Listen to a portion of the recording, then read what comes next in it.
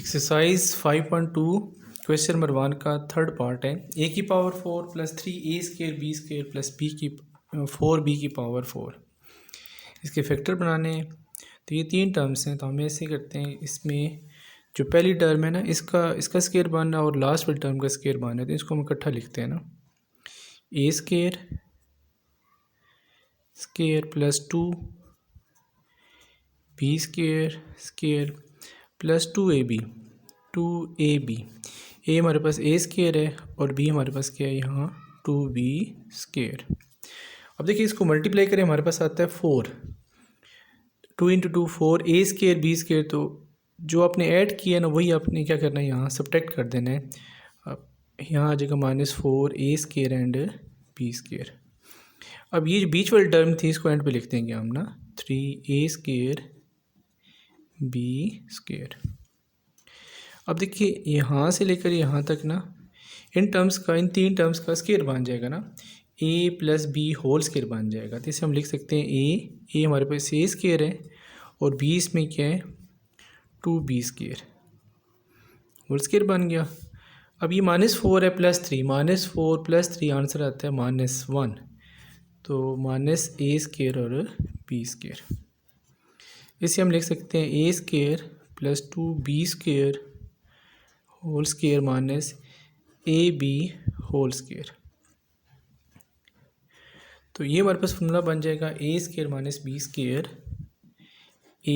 Minus b² is equal to a plus B into a minus B.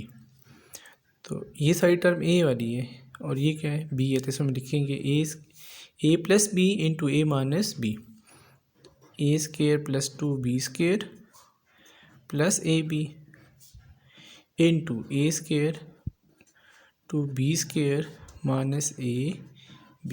ये factor बना दिया हमने इसके। क्वेश्चन नंबर 1 का जो स्मार्ट सिलेबस है इसमें 4 पार्ट भी शामिल है, तो 4 पार्ट में लिखता हूँ। ये भी 4x की पावर 4 प्लस 81। अब इसमें दो ही टर्म्स हैं, तो फर्स्ट टर्म का भी स्केयर आ जाएगा 2x² whole square plus second term 81 है, तो इसमें आ जाएगा 9² फॉर्मूला बनाना चाह रहे हैं a² plus b² plus 2ab। 2a इसमें फर्स्ट टर्म और सेकेंड टर्म इसकी 9 है। अब देखिए इसको मल्टीप्लाई करें ना, 2 × 2 4 4 9 = 36। अब ये प्लस की हमने, साथ ही क्या कर देंगे माइनस। अब इन कांस्टेंट्स को मल्टीप्लाई कर दें, 2 × 2 4 4 9 = 36 x²। अब इन तीन टर्म्स का स्केयर बन जाएगा। स्केयर क्या होगा, फर्स्ट टर्म इसमें क्या आ रही है 2x² और सेकंड वाली क्या आ रही है 9 होल स्केयर बन जाएगा। इसे ओपन करने यही बनेगा a² plus b² plus 2ab। अब माइनस इस 36 को हम लिख सकते हैं 6x होल स्केयर। अब ये अगेन फार्मूला बन गया a² माइनस b²। तो a² माइनस b² किसकी इक्वल था, a plus B into a minus B. 2x² plus 9 plus 6x into 2x² plus 9 minus 6x। तो इसे हम अरेंज कर लेते हैं, क्वाड्रेटिक इक्वेशन की स्टैंडर्ड फॉर्म बना लेते हैं। 2x² सेकंड टर्म में क्या आती है x आएगा, 6x प्लस 9 कांस्टेंट एंड पे चला जाएगा। इसी तरह 2x² माइनस 6x प्लस 9 और ये 9 कांस्टेंट है, ये एंड पे आ गया। ये क्वेश्चन नंबर 1 आप इसकी दो ही पार्ट थे, एक पार्ट 3 था और एक पार्ट इसका 4 पार्ट था।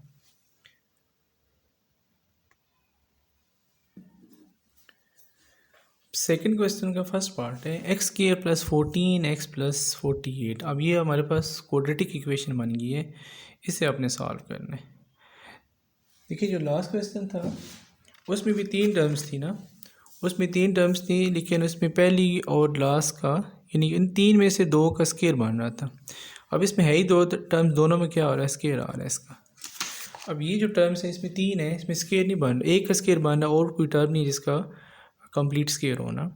तो ये हमारे पास क्वाड्रेटिक इक्वेशन है। इसको सॉल्व करने का मेथड ये है कि ऐसी दो टर्म्स चाहिए हमें जिनको मल्टीप्लाई करें तो 48 आए, प्लस करें तो 14 आए।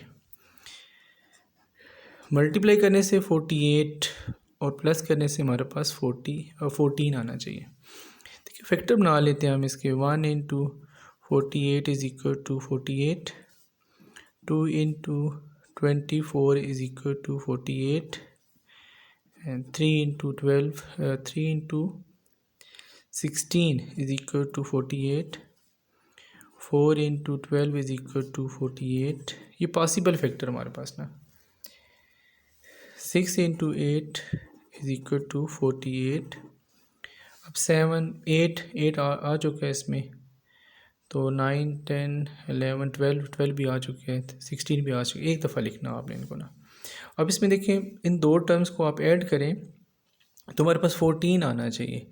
मल्टीप्लाई करें तो 48 इन सब टर्म्स को मल्टीप्लाई करते हैं तो 48 आ जाते हैं, लेकिन प्लस करें तो हमारे पास कितना आना चाहिए? 14 आना चाहिए। तो इन दो टर्म्स को ऐड करते हैं 14 नहीं आता, ये टर्म नहीं हो सकती, ये फैक्टर दो नहीं हो सकते।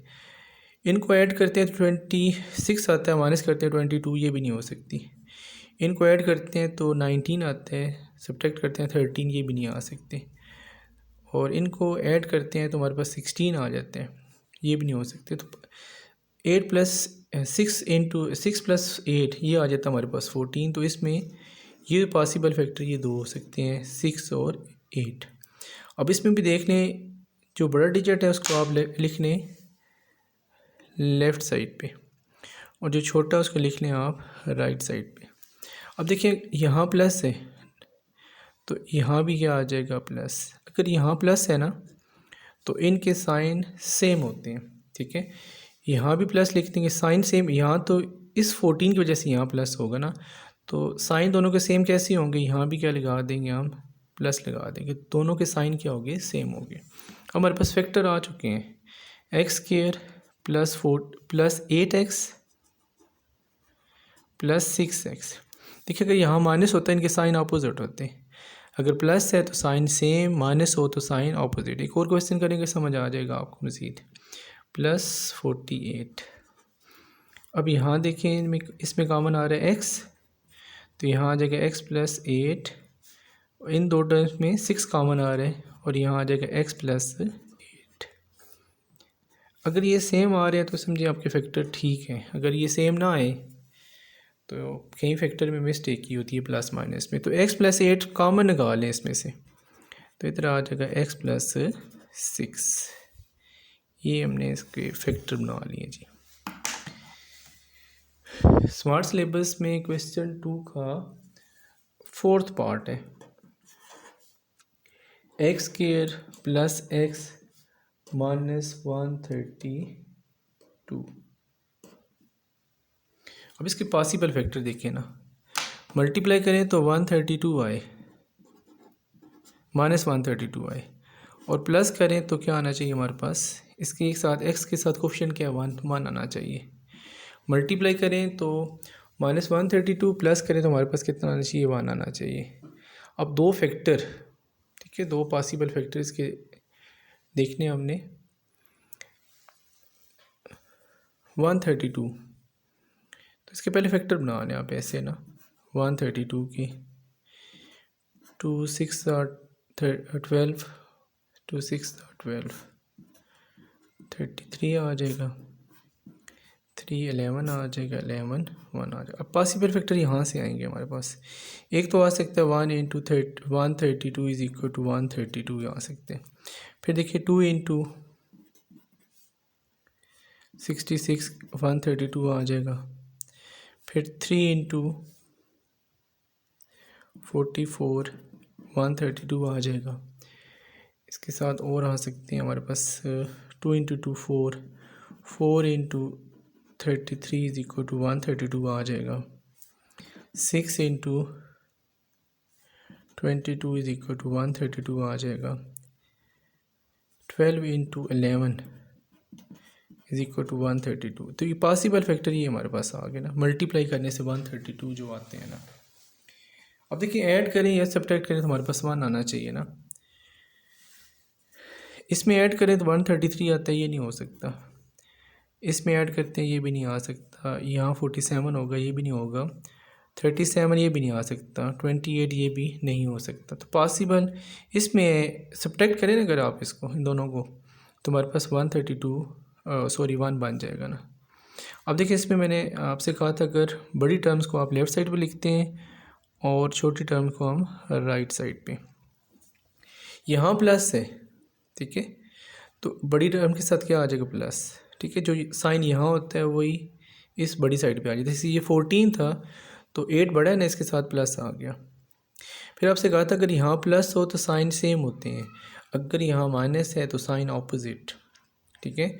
अब देखिए ये 12 है ना, तो यहाँ साइन ऑपोजिट कैसे होंगे, जब इसके साथ हम क्या लगाएंगे माइनस, ठीक है। ये तो प्लस इस प्लस की वजह से आएगा।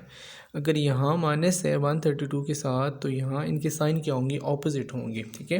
तो इसके साथ क्या आ गया प्लस, इसके साथ क्या आ गया, इस टर्म के साथ माइनस। अब ये आपके पास पॉसिबल फैक्टर हो गए +12 एंड -11। यहाँ लिखते हैं हम x square +12x -11x -132। X common निकालो, x +12 आ जाएगा, ठीक है। -11 कॉमन निकालो तो x +12 आ जाएगा। अब फिर आपसे मैंने कहा था कि यहाँ दोनों ब्रैकेट में सेम टर्म्स आनी चाहिए। अगर सेम नहीं आ रही तो कहीं आपने मिस्टेक की होगी।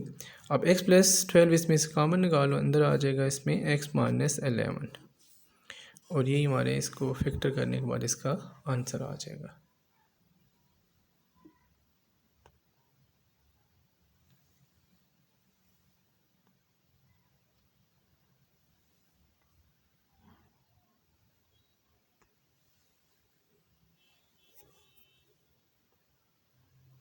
क्वेश्चन नंबर 3 का 5 पार्ट है। 4x square -17xy + 4y²। अब यहाँ देखिए इस 4 को हम मल्टीप्लाई करते हैं इस 4 के साथ। 4 × 4 कितना आ जाएगा 16, मल्टीप्लाई करें तो 16 आए, ठीक है। x² y² साथ वेरिएबल्स आ जाएंगे, साथ कांस्टेंट बना रहे हैं हम ना। और ऐड करें तो हमारे पास कितना आना चाहिए -17 आना चाहिए, -17, ठीक है। 2 डिजिट्स जिनको मल्टीप्लाई करें तो हमारे पास 16 आए, और प्लस करें कितना आना चाहिए -17। अब 16 कैसे आ सकते हैं, पॉसिबल फैक्टर कैसे होंगे इसके 16 के। 1 × 16 = 16, ठीक है। 2 × 8 = 16, 4 × 4 = 16, ठीक है। अब यहाँ देखें कि 16 और 1 इनको ऐड करें 17 बन सकता है ना। तो 16 हम लिखते हैं इस साइड पे, लेफ़्ट साइड पे, और राइट साइड पे क्या लिखेंगे 1। अगर यहाँ माइनस है तो इस साइड पे क्या आ जाएगा, यहाँ माइनस आ जाएगा, ठीक है।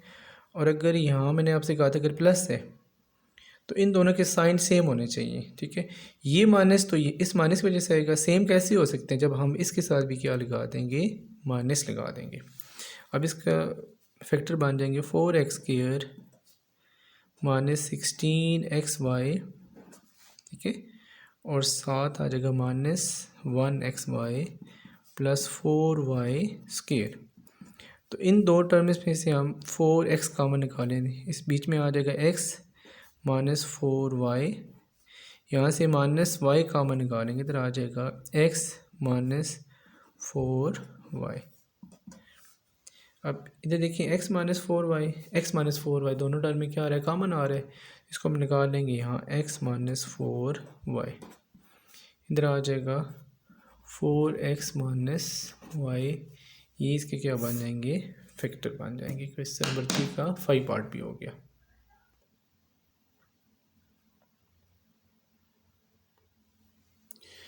क्वेश्चन नंबर 3 का 4 पार्ट है। 5x² -16x -21। 21 को 5 के साथ मल्टीप्लाई करें तो हमारे पास आ जाएगा 5 1 ज़र 5, 5 2 ज़र 10, 105। ऐसे दो डिजिट जिनको मल्टीप्लाई करें तो 105 आए, और ऐड करें तो -16 आए। जिसके फैक्टर बना लेते हैं हम ऐसे आसानी के लिए। 105 के 3 के साथ 3 3 ज़र 9, 3 5 ज़र, फिर अगेन आएगा 5 के साथ जाएगा 5, 7 ज़र 35, 7 1 ज़र 1। अब देखिए यहाँ इसके फैक्टर कैसे आ सकते हैं, 105 कैसे 105 के फैक्टर कैसे बन सकते हैं। 1 इंटू 105 इज़ इक्वल टू 105, फिर 3 इंटू 35 इज़ इक्वल टू 105, फिर 5 इंटू 21 इज़ इक्वल टू 105, फिर 7 इंटू 15 इज़ इक्वल टू 105। अब ये पॉसिबल फैक्टर ये तीन आ गए ना। अब इन तीनों का क्या करें आप, इन चार में से चार फैक्टर आ गए, ऐड करते हैं या सब्ट्रैक्ट करते हैं तो 16 आना चाहिए ना। तो इसमें देखें अगर हम 21 में से 5 सब्ट्रैक्ट कर देते हैं तो हमारे पास कितना आ जाएगा, 16 आ जाएगा ना।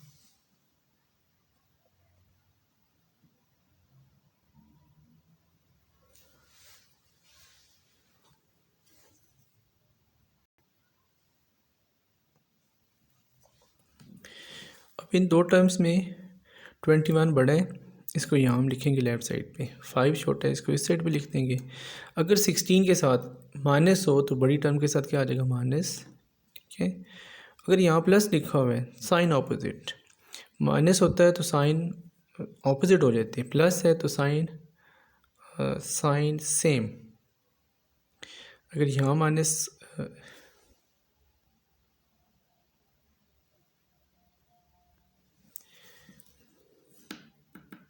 यस ये माइनस आता है यहाँ, -105 ना। अगर ये साइन, अगर यहाँ माइनस है तो साइन ऑपोजिट आएंगे, ये माइनस है तो यहाँ क्या आना चाहिए, फिर प्लस आना चाहिए, ठीक है। अब देखिए -21 इंटू 5 -105 आना चाहिए था, ठीक है। अब इधर क्या आ जाएगा, 5x² -21x प्लस 5x -21। तो इन दो में से x कॉमन निकालें, यहाँ क्या आ जाएगा 5x -21 और इसमें 1 कॉमन आ जाएगा 5x -21, 5x -21 कॉमन इधर आ जाएगा x प्लस 1, ये इसका आंसर आ गया। दोबारा फिर इस क्वेश्चन को देखिए, मल्टीप्लाई करें तो -105 आना चाहिए, प्लस करें तो कितना आना चाहिए, -16 आना चाहिए। हमने इसके पॉसिबल ये फैक्टर बना लिया ना 105 के साथ ना, माइनस को फिलहाल यहाँ हमने इग्नोर किया है। तो यहाँ देखें 5 और 21 को मल्टीप्लाई करें तो 105 आ जाते हैं, जबकि जब इसको हम सब्ट्रैक्ट करते हैं कितना आ जाता है, -16 आ जाएगा। तो -21 और 5, अगर यहाँ 16 के साथ माइनस है तो 21 के साथ माइनस लगा देंगे, और अगर यहाँ माइनस है तो साइन ऑपोजिट, ये माइनस तो इस वजह से आता है, तो ऑपोजिट कैसे होगा, जब यहाँ हम क्या लगाएंगे, प्लस लगाएंगे। तो ये दो पॉसिबल फैक्टर आ गए, -21 और 5।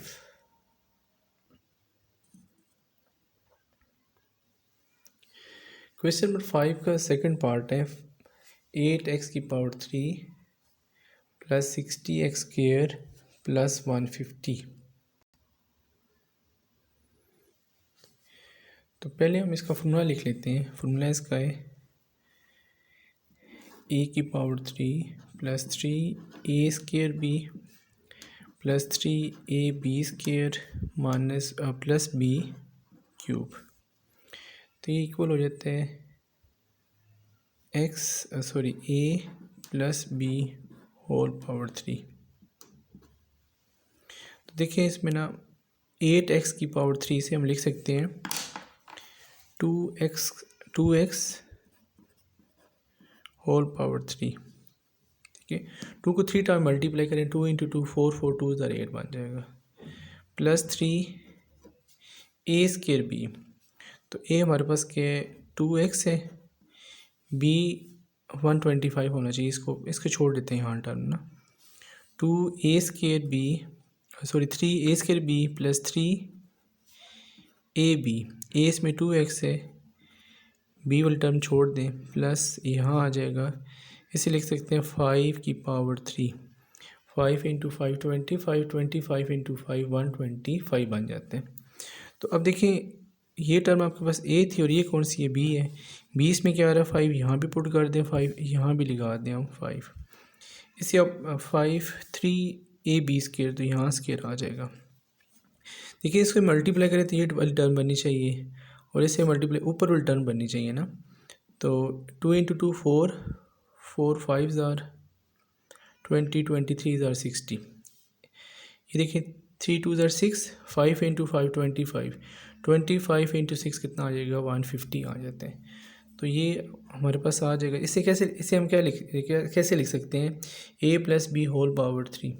तो इसे भी ऐसे लिखेंगे हम, a प्लस, यानी कि a इसमें क्या आ रहा है 2x और b इसमें क्या आ रहा है 5, 2x प्लस 5 होल पावर 3। बस इसे हम ऐसे भी लिख सकते हैं कि 2x plus 5 into 2x plus 5, इसकी पावर 3 है तो 3 टाइम्स लिखेंगे हम, 2x प्लस 5।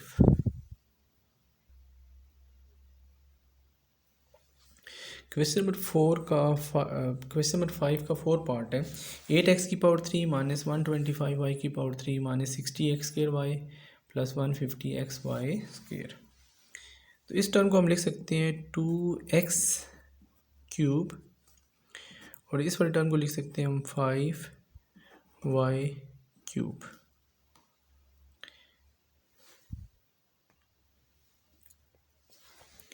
इसमें क्योंकि माइनस आ रहा है, माइनस का फार्मूला चेंज हो जाएगा, तो पहले हम माइनस का फार्मूला लिख लेते हैं, a cube minus 3a square B plus 3ab square minus b square.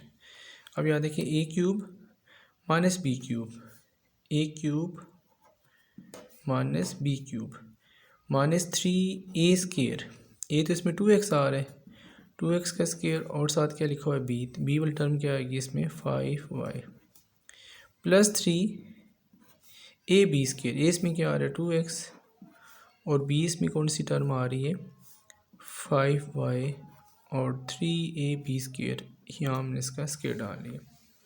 अब ये फार्मूला बन जाएगा। देखिए इसको ओपन करें, ऊपर वाली टर्म बननी चाहिए, 2 इंटू 2 4, 4 3 ज़ार 12, 12 5 ज़ार 60, 5 इंटू 5 25, 25 इंटू 6 150। देखिए इनको जब मल्टीप्लाई करते हैं तो ऊपर वाली टर्म अगेन बननी चाहिए। अगर ये बन जाए तो इसके मुताबिक देखिए ये सारा फार्मूला बन जाएगा। इसे हम लिख सकते हैं a minus B whole cube. अगर प्लस है तो प्लस के साथ, अगर माइनस है तो माइनस के साथ। तो यहाँ में लिख देंगे a इसमें क्या आ रहा है 2x और माइनस b इसमें क्या आ रहा है 5y होल क्यूब। इसे हम लिख लेंगे 2x माइनस 5y, क्योंकि इसकी पावर 3 है, इसको 3 टाइम लिख लेंगे, 2x minus 5y, 2x minus 5y। ये इसका आंसर आ गया।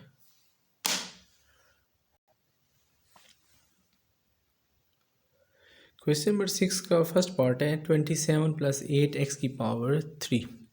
तो फार्मूला चेक कर लेते हैं पहले इसका, a cube plus B cube is equal to a plus B into a square minus A B plus B square.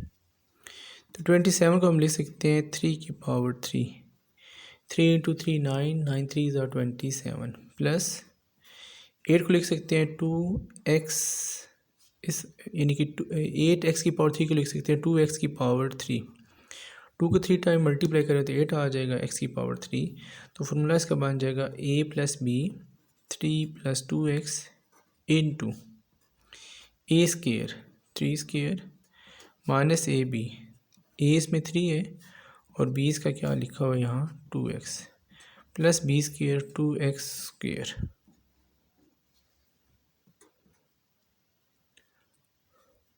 3 plus 2x into 3 square कितना आ जाएगा 9 माइनस 2 3 ज़ार 6x प्लस 2 का स्क्र 4x स्क्र, यही इसका आंसर आ जाएगा। Question number 6 का 4 part, last part इसका, इसे भी हम ऐसे लिखेंगे कि 8x की पावर 3 को लिख सकते हैं 2x cube plus 5y cube. Same formula आएगा इसमें भी।